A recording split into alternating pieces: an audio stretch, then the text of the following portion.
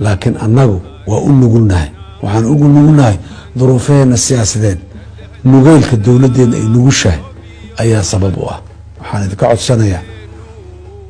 فرينتين هذا دقيستان madaxweynaha jamhuuriyadda federaalka Soomaaliya mudane Xasan Sheekh Maxamuud ayaa tacsiib tiirayo leh u diray ehelada iyo dhammaan ummadda Soomaaliyeed ee uu ka geeriyooday Alleha u naxariistay gudoomiyaha degmada Marka marxuum Cabdullaahi Cali Axmed oo ku shahiiday qaraxii ay Al-Shabaab ka geysteen degmada Marka madaxweynaha ayaa sidoo kale tacsiib tiirayo leh u diray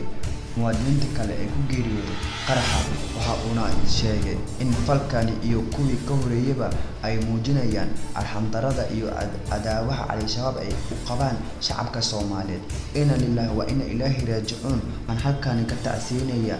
geerida Alleha u naxariistay gudoomiye Cabdullaahi Cali Axmed oo ahaa muwaadin naftiisa iyo noloshiisaba u huray dowladnimada iyo horumarka dalka Alleha waxaan uga bariyayaa marxuumka iyo dhammaan muwaadiniinta kale ku shahiiday qaraxa in uu fadhigooda ka dhigo Jannatul Firdawsa samri iimaana uu ka siiyo qoysaskooda iyo shacabka Soomaaliyeed hadalka madaxweynaha ayaa ku soo aadaya xilli shalay